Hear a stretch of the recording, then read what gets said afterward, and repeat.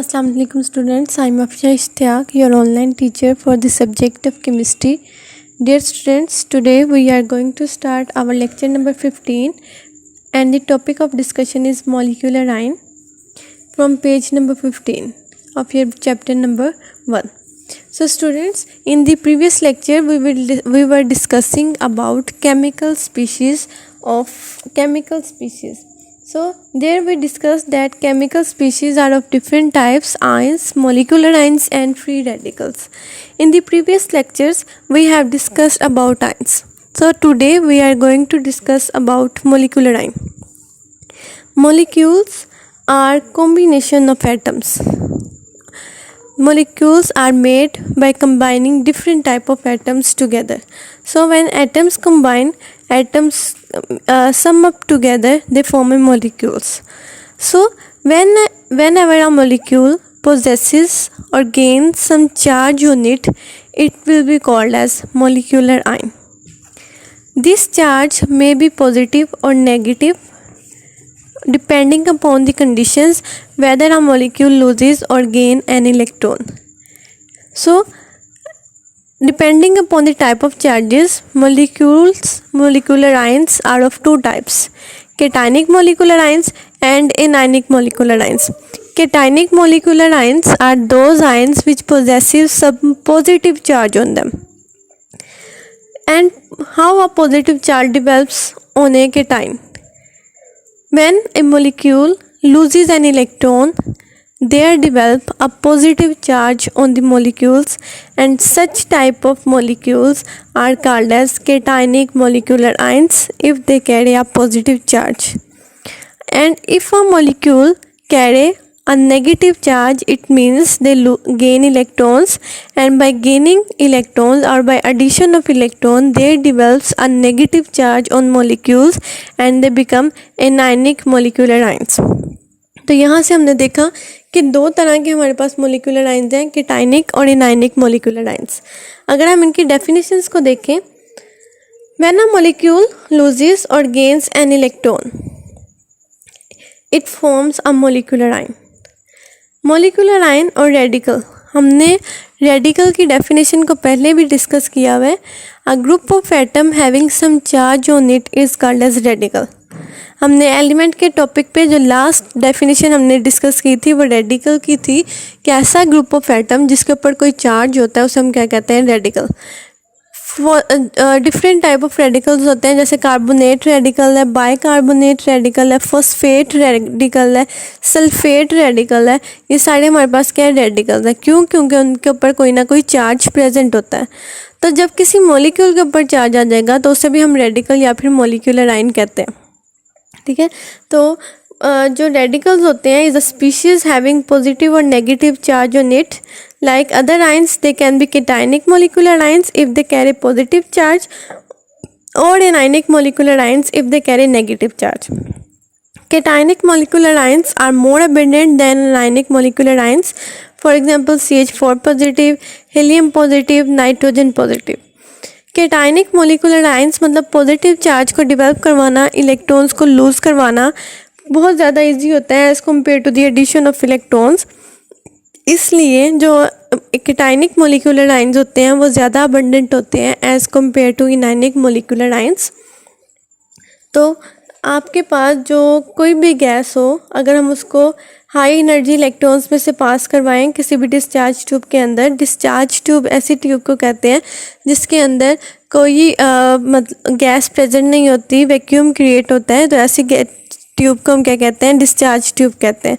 तो discharge tube में से जब भी हम अपनी कोई गैस पास करवाते हैं उसको हम हाई एनर्जी इलेक्ट्रॉन्स में से पास करवाते हैं, तो they ionize to form positive molecular ions.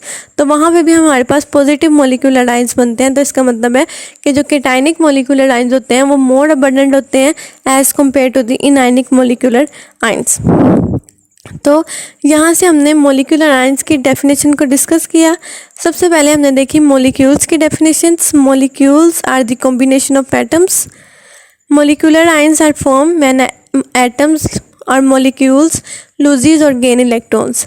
Depending upon the type of charges, there are two types of molecular ions, positive and negative. Cationic molecular ions and anionic.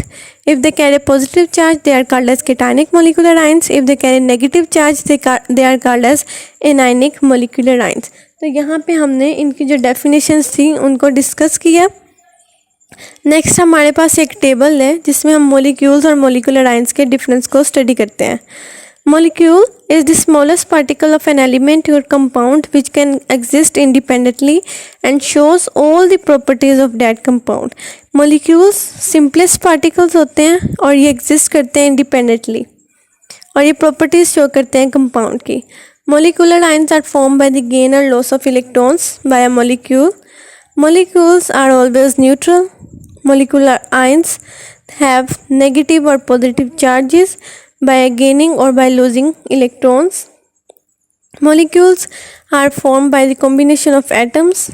Molecular ions are formed by the ionization of molecules. Ionization of molecules means when molecules split up into its parts, they carry some charges on them. So when they carry some charges, they become molecular ions.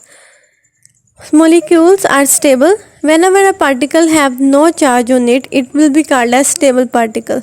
And if there is the presence of some charge on a molecule, due to the presence of this charge, the molecule will become unstable and a reactive species. It will try to react with some other substances to become stable.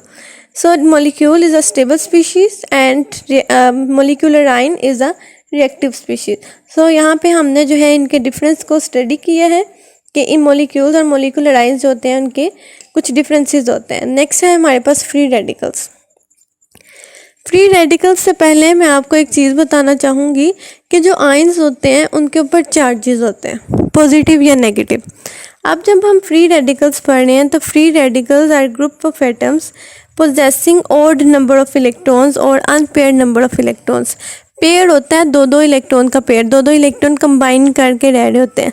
Unpaired electron होता है जब कोई single electron अकेला रह रहा हो, तो उसे हम क्या कहते हैं, अनपेयर इलेक्ट्रॉन कहते हैं. तो फ्री रेडिकल्स क्या है, atoms are group of atoms that possesses odd number of electron या अनपेयर नंबर ऑफ इलेक्ट्रॉन्स, तो उसको हम क्या कहते हैं, फ्री रेडिकल्स कहते हैं. Free radicals are represented by dots, single dots which is written on the rightmost corner. अब टॉप कॉर्नर पे हम लिखते हैं डॉट ताकि रिप्रेजेंट कर सकें फ्री रेडिकल्स को. तो यहाँ से आप डिफरेंस को याद रखें कि आयंस को हम रिप्रेजेंट करते हैं चार्जेस से, प्लस और माइनस चार्ज से, और फ्री रेडिकल्स को हम रिप्रेजेंट करते हैं डॉट्स के साथ जो हम उनके टॉप मोस्ट कॉर्नर पर लिखते हैं. So for example H dot, Cl dot, H3C dot. Free radicals बनते हैं कैसे? Free radicals are generated by the homolytic cleavage. What is homolytic cleavage? Homolytic cleavage is a type of cleavage in which the bond breaks between two atoms equally. जब किसी दो atoms के दरमियान में bond create होता है, जैसे H2, दो एटम्स हैं तो H2 के दरमियान में जो बॉन्ड बनता है उसे हम क्या कहते हैं, बॉन्ड है ना, तो उसको हम ब्रेक करना चाहेंगे तो वो बॉन्ड क्या होगा, इक्वली दोनों हाइड्रोजन एटम्स के दरमियान में ब्रेक होगा. तो ऐसी क्लीवेज को हम क्या कहते हैं, होमोलिटिक क्लीवेज कहते हैं.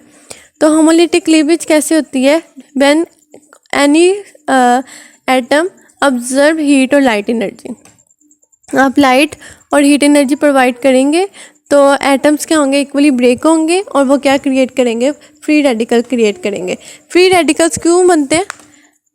They are extremely reactive species because they have the tendency to complete its octet. क्योंकि एटम से अपना ऑक्टेट कंप्लीट करना होता है, इसलिए वो क्या करेंगे, अपने किसी और एटम के साथ रिएक्ट करेंगे, कंबाइन करेंगे और अपने ऑक्टेट को कंप्लीट करेंगे. फॉर एग्जांपल Cl2 दो एटम्स हैं Cl एंड Cl, इन दोनों के दरमियान क्लीवेज होगी, ब्रेकडाउन होगी और वो किस में चेंज हो जाएंगे, Cl डॉट. क्लोरीन के आउटर मोस्ट शेल के अंदर 7 इलेक्ट्रॉन्स होते हैं. तो 7 में से जो 6 इलेक्ट्रॉन्स होते हैं वो पेयर्स की फॉर्म में 2 की फॉर्म में 2 3 are 6. तो जो एक इलेक्ट्रॉन है वो क्या है, सेपरेट है, अकेला रह रहा है. तो उस एक इलेक्ट्रॉन को हम किससे शो कर देते हैं, डॉट के साथ शो कर देते हैं, जिसका मतलब है ये क्या है, एक फ्री रेडिकल है. Same in the way CH3, carbon के लास्ट शेल के अंदर 4 इलेक्ट्रॉन्स होते हैं. पहले चारों इलेक्ट्रॉन्स के साथ कंबाइन करके 4 इलेक्ट्रॉन्स हाइड्रोजन के, तो वो पेयर्स की फॉर्म में थे, ठीक है। लेकिन जब होमोलिटिक क्लीवेज हमने करवाई, हमने लाइट या फिर एनर्जी प्रोवाइड की, तो उनमें से एक ही हाइड्रोजन आइटम क्या हो गया, स्प्लिट हो गया, सेपरेट हो गया। तो यहाँ पे क्या हुआ कि कार्बन के पास 4 इलेक्ट्रॉन थे, अब 3 हाइड्रोजन इसके साथ अटैच हैं, एक इलेक्ट्रॉन क्या है, सेपरेट रह रहा है, जिसे हम किससे शो कर रहे हैं, डॉट के साथ शो कर रहे हैं, जो किसको रिप्रेजेंट कर रहा है, फ्री रेडिकल को रिप्रेजेंट कर रहा है। तो यहाँ पे हमने अपने फ्री रेडिकल्स की डेफिनेशन को कवर किया है। नेक्स्ट हमारे पास एक टेबल है जिसमें आयंस और फ्री रेडिकल्स के डिफरेंस को शो किया गया। आयंस जो होते हैं वो ऐसे एटम्स होते हैं जिनके ऊपर कोई चार्ज होता है। Free radicals are the atoms which possesses odd number of electrons, या फिर डॉट के साथ रिप्रेजेंट किया जाता है। Ions can exist in solution और इन क्रिस्टल लैटिस, और free radicals can exist in solution as well in airs. जैसे क्लोरीन मॉलिक्यूल भी एयर में होता है, ठीक है, ऑक्सीजन का मॉलिक्यूल भी एयर में होता है, तो इन सब ये फ्री रेडिकल्स होते हैं वो एयर में भी प्रेजेंट होते हैं। Ions formation is not affected by presence of light, whereas free radicals की फॉर्मेशन जो होती है वो डिपेंड करती है लाइट पे, क्योंकि ये लाइट से ही इनकी फॉर्मेशन होती है। तो यहाँ पे हमने इनके डिफरेंस को देखा। आपकी जो असाइनमेंट है उसका जो क्वेश्चन नंबर 18 to 21 है, आपने उसको इस लेक्चर के लिए सॉल्व कर लेना है। Thank you.